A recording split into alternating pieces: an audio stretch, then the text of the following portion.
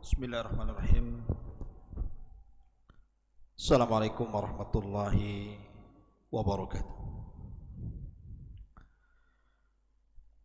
Alhamdulillah wassalatu wassalamu ala Rasulillah wa ala alihi wa sahbihi wa mawalah wa la hawla wa la quwata illa billahi wa ba'du.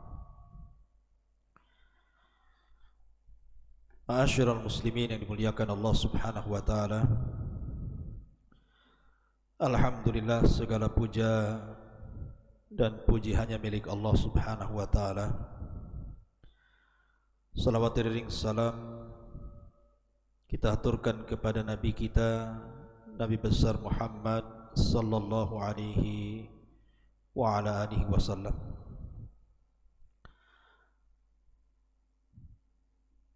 Ma'asyiral muslimin yang dimuliakan Allah Subhanahu wa taala. Alhamdulillah, di malam hari ini Allah Subhanahu wa taala masih berikan nikmat kepada kita sehingga kita masih berthalabul ilmi walaupun lewat media Jabal Uhud. Dan pembahasan di malam hari ini kita akan membahas bagaimana kondisi saat wafatnya iblis laknatullah alaihi. Ma'asyiral muslimin yang dimuliakan Allah Subhanahu wa taala. Kita tahu bahwa iblis adalah musuh kita semuanya. Sejak Adam diciptakan, kemudian Allah Subhanahu wa taala merintahkan iblis untuk sujud kepada Adam, dan iblis pun menolak. Sehingga Allah Subhanahu wa taala katakan, "Ma mana'aka an tasjuda lima khalaqtu biyadi." Apa yang mencegahmu wahai iblis untuk sujud kepada makhluk yang aku ciptakan dengan tanganku? Maka iblis kemudian mengatakan, "Ana khairu minhu, khalaqtani min nar wa khalaqtahu min tin." Karena aku lebih baik, aku diciptakan dari api sementara kau ciptakan dia dari tanah. Sejak itulah maka permusuhan iblis dengan Adam dan anak cucunya akan terus berlangsung sampai hari ini, bahkan sampai kiamat dibangkitkan. Bahkan diriwayatkan oleh Abdullah ibn Ahmad di dalam Zawaid Az-Zuhdi dari Salam ibn Miskin, dia mengatakan, Su'ila al-Hasan, maksudnya Hasan al-Basri rahimahullahu ta'ala, "Ya Aba Sa'id, hal yanamu iblis?" Wahai Aba Sa'id, maksudnya di sini kunyah Hasan al-Basri rahimahullahu ta'ala, pemimpin para tabi'in, apakah iblis itu tidur sama dengan kita manusia? Maka Hasan al-Basri mengatakan, "Lau nama lawajadna lidzalika roha." Sekiranya iblis itu tidur, tentu kita akan beristirahat walaupun sejenak.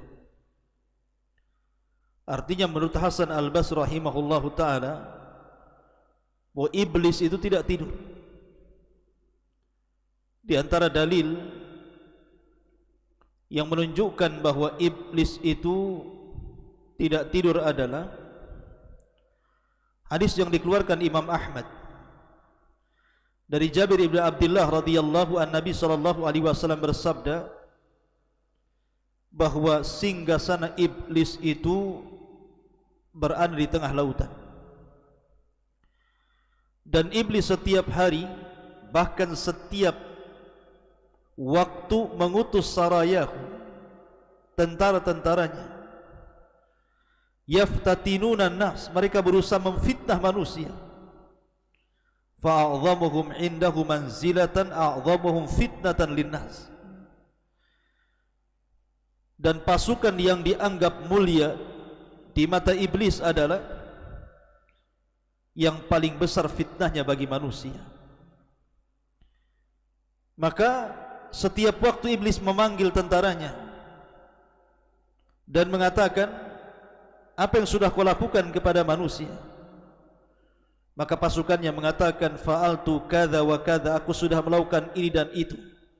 Aku sudah menggoda si fulan sehingga meninggalkan salat.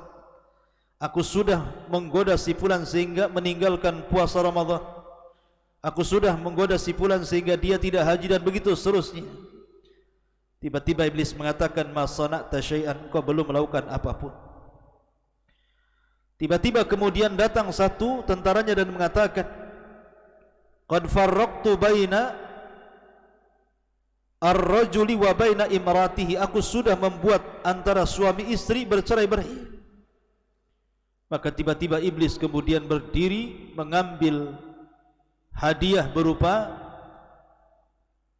piala di kepala, kemudian dia pun mendekati orang itu dan meletakkan piala di atas kepalanya dan mengatakan, ni'ma anta, sebaik-baik pasukan yang kukirim adalah dirimu. Artinya bahwa iblis tidak tidur, terus saja dia mengutus pasukan. Makanya menurut pendapat Hasan Al-Basri, lau nama lawajadna lidzalika raha, kalau seandainya iblis itu tidur, tentu kami akan mendapatkan istirahat walaupun sesaat. Walaupun pendapat ini ada yang membantah, karena tidak tidur dan tidak mengantuk itu adalah sifat Allah Azza wa Jalla. La ta'khudhuhu sinatun wala naum. Tetapi ini masalah khilaf di antara para ulama, wallahu a'lam. Tapi yang jelas bahwa iblis sebisa mungkin dengan berbagai macam cara, metode, dengan mengerahkan seluruh pasukannya menggoda kita anak Adam supaya menjadi pengikutnya dan sama-sama masuk ke dalam jahanam, na'udzubillah. Ma'asyiral muslimin yang dimuliakan Allah Subhanahu wa taala. Tetapi bedanya iblis dengan kita, kalau iblis itu diberikan oleh Allah Subhanahu wa taala tangguhan usia karena dia sendiri yang meminta kepada Allah Azza wa Jalla, fa'angdirni ila yaumi yub'atsun, tangguhkan diriku sampai pada hari dibangkitkan manusia, dibangkitkan kiamat ini kepada manusia. Maka Allah Subhanahu wa taala mengatakan, innaka minal mundharin, kalau begitu engkau termasuk orang-orang yang ditangguhkan. Artinya iblis diberikan oleh Allah Azza wa Jalla usia yang panjang sekali. Berbeda dengan Adam dan anak turunannya, dibatasi usianya. Ma'asyiral muslimin yang dimuliakan Allah Azza wa Jalla. Lalu bagaimana iblis mati? Kapan dia mati? Bagaimana kondisi dia mati? Bagaimana malaikat maut mencabut nyawanya? Bagaimana dia merasakan kematiannya? Ma'asyiral muslimin yang dimuliakan Allah Azza wa Jalla. Ahnaf ibn Qais suatu ketika datang ke kota Madinah. Dia hendak menemui Umar bin Khattab radhiyallahu anhu. Tiba-tiba dia melihat ada halaqah yang sangat besar, banyak orang yang duduk di situ. Ternyata di halaqah itu yang sedang berbicara adalah Ka'ab al-Akhbar, sedang berbicara di hadapan manusia. Maka Ahnaf ibn Qais pun ikut duduk di halaqah itu. Kemudian dia mendengarkan apa yang dikatakan Ka'ab al-Akhbar radhiyallahu anhu. Dia mengatakan, lamma hadara Adam al-wafat, ketika Nabi Adam alaihi salatu wassalam menjelang wafatnya, dia mengatakan, ya Rabb, syayasmatu bi aduwi idza ra'ani mayyitan wa huwa mungdaru ila al-waqtil ma'lum.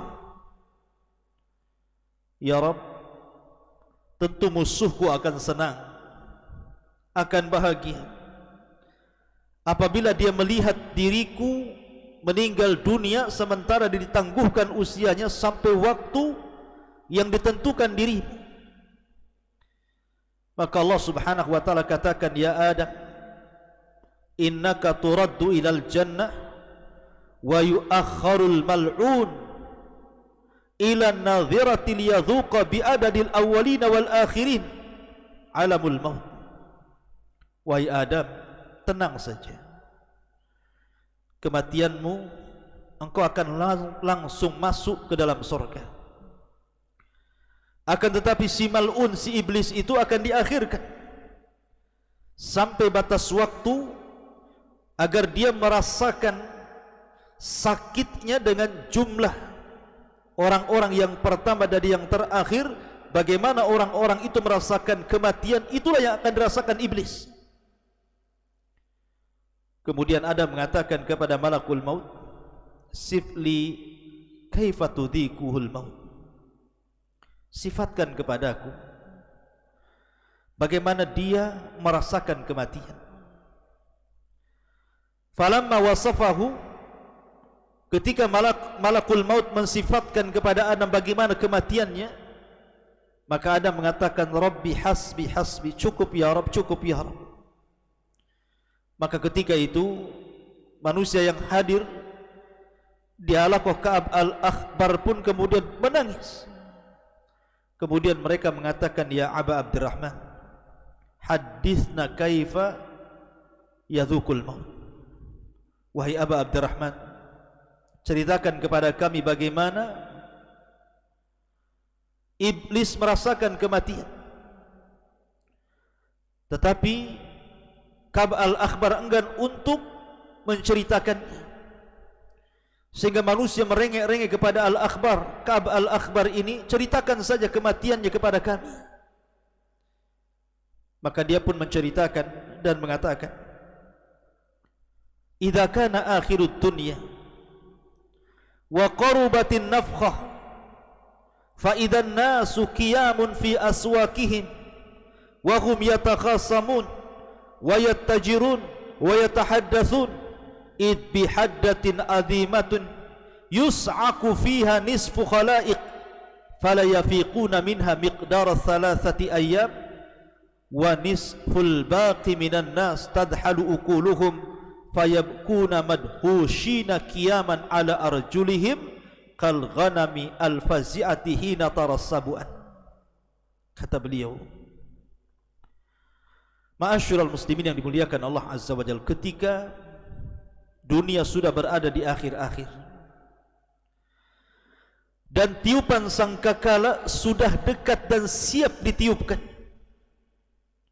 tiba-tiba manusia, sebagian mereka sedang berdiri di pasar-pasar mereka, sebagian mereka sedang bertengkar, sebagian mereka sedang berjual beli, sebagian mereka sedang berbincang-bincang. Tiba-tiba kemudian mereka mendengar suara guntur yang menggelegar. Maka separuh dari makhluk pun pingsan, dan mereka tidak sadar kecuali setelah 3 hari. Dan sebagian manusia yang tidak pingsan, mereka bingung, mereka linglung, mereka berjalan ke sana kemari tidak jelas tujuan. Mereka ketakutan seperti kambing yang sangat ketakutan ketika melihat binatang buas. Lah ketika manusia sedang seperti ini, maka tiba-tiba mereka mendengar suara guntur di antara langit dan bumi, dan tidak ada satupun di permukaan bumi yang hidup kecuali Allah wafatkan. Maka ketika dunia sudah tidak ada lagi, fatafna dunya wala yabqa adamiyun wala jinniyun wala syaitanun wala wahsyun wala dabatun. Ketika dunia sudah hancur, tidak ada yang hidup, apakah Bani Adam, apakah kalangan jin dan syaitan, apakah kalangan binatang-binatang baik buas ataupun binatang-binatang jinak, semua sudah mati. Maka tiba-tiba iblis, dia masih hidup, karena dia tidak dicabut nyawanya kecuali sampai waktu yang ditentukan Allah Subhanahu wa ta'ala. Apa yang terjadi dengan iblis? Maka Allah Subhanahu wa ta'ala berfirman kepada malakul maut, dan mengatakan, wa inni khalaqtu laka bi adadil awwalina wal akhirina a'wana wa ja'altu fika quwwata ahli samawati wal ardi wa inni ulbisuka al-yawma athwatal ghadabi was sakhati kulliha fa anzil bi sakhati wa ghadabi ila mal'uni iblis fa adhiqhul mauta wahmil alaihi minal mauti mararatal awwalina wal akhirina minal jinni wal insi adhafan mudha'afa. Maka Allah katakan kepada malaikat maut, aku sudah ciptakan dirimu sebanyak orang yang pertama kali diciptakan dan yang terakhir diwafatkan sebagai pembantu-pembantumu, dan aku jadikan dirimu kekuatan yang melebihi kekuatan penduduk langit dan bumi, dan aku telah pakaikan kepadamu hari ini pakaian kemurkaan dan kemarahan. Maka turunlah dengan kemurkaanku, kemarahanku, temui si mal'un iblis itu, biar dia merasakan bagaimana sakitnya kematian. Angkatlah kepadanya, bawalah kepadanya kematian yang sangat menyakitkan, seperti sakitnya orang-orang yang pertama-tama dan orang-orang yang terakhir dari kalangan jin dan juga manusia saat kematian. Lipatkan rasa sakitnya kepadanya. Ma'asyiral muslimin yang dimuliakan Allah Subhanahu wa ta'ala. Kemudian Allah Subhanahu wa ta'ala memerintahkan malaikat maut untuk membawa malaikat Zabaniyah dan membawa rantai dari rantai-rantai neraka Allah. Kemudian wa anzi ruahul muntina bi sab'ina alfa kilabatin min kalalibil Allah, agar ruhnya dicabut dengan kalalib, besi-besi bengkok sebanyak 70.000 besi bengkok dari neraka Allah. Kemudian Allah Subhanahu wa ta'ala memerintahkan agar Malik membuka pintu-pintu neraka. Maka malaikat maut pun kemudian menemui iblis dalam bentuk aslinya di antara langit dan bumi, yang kalau seandainya penduduk bumi semuanya melihat bagaimana ngerinya malakul maut, tentu mereka akan meleleh saking takutnya melihat malakul maut. Maka ketika kemudian malakul maut mendatangi iblis, kemudian membentak iblis dan mengatakan, kif ya khabis, berhenti wahai khabis, mau kemana kau pergi? Maka kemudian iblis pun pura-pura pingsan. Kemudian dibentak lagi oleh malakul maut dan mengatakan, kif ya khabis, kif ya khabis, berhenti wahai khabis, sesungguhnya aku akan mencabut nyawamu dan kau akan merasakan pedihnya kematian. Maka iblis pun kemudian lari ke arah timur. Ternyata malaikat maut sudah ada di hadapannya. Lari ke dalam lautan, kemudian menyelam. Ternyata di situ pun sudah ada malakul maut. Kemudian lari ke arah mana, di situ sudah ada malakul maut. Sampai ketika tidak ada tempat lagi untuk lari, maka dia pun sampai di kuburan Nabi Adam alaihi salatu wassalam.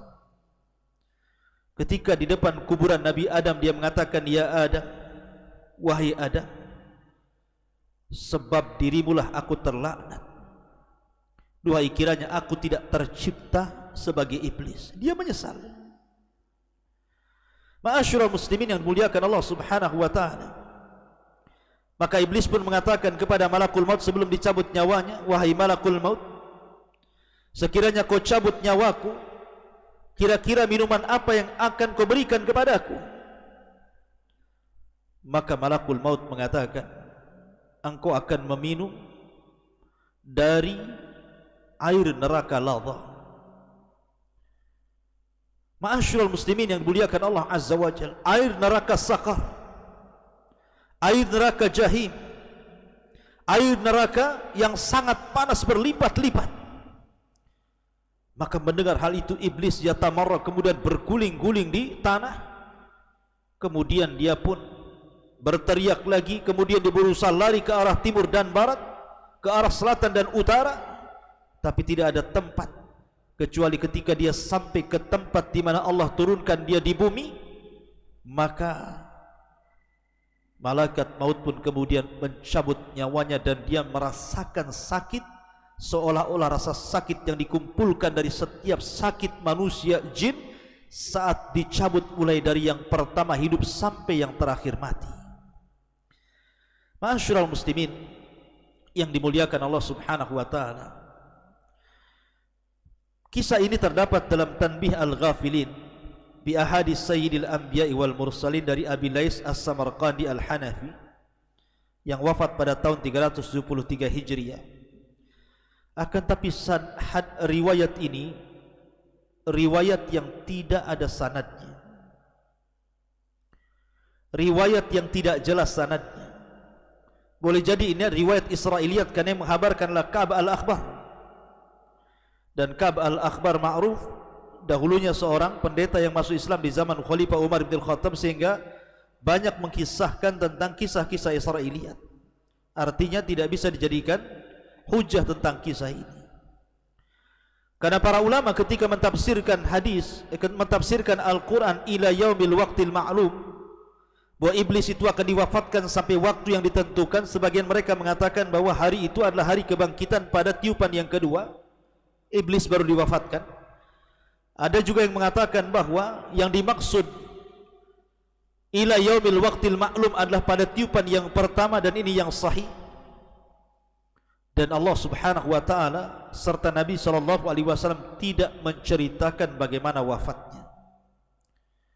Sebagaimana dijelaskan banyak ahli tafsir, di antaranya pendapat jumhurul ulama ketika mentafsirkan ila yaumil waqtil ma'lum ai ila nafkhatil ula, sampai kepada tiupan sangkakala yang pertama ketika manusia dibinasakan, jin dibinasakan, malaikat juga dibinasakan, maka iblis juga dibinasakan. Lalu bagaimana wafatnya? Wallahu a'lam. Apakah seperti yang saya kisahkan tadi? Maka saya katakan kisah yang tadi saya ceritakan itu adalah kisah Israiliyat yang tidak bersanad. Maka kita katakan wallahu a'lam. Bagaimana wafatnya? Wallahu a'lam. Yang jelas Allah Subhanahu wa taala lebih paham dan lebih tahu bagaimana dia mencabut nyawa iblis laknatullah alaihi. Wallahu a'lam bishawab. Subhanakallahumma bihamdika asyhadu an la ilaha illa anta astaghfiruka wa atubu ilaik. Allahu ta'ala. Assalamualaikum warahmatullahi wabarakatuh.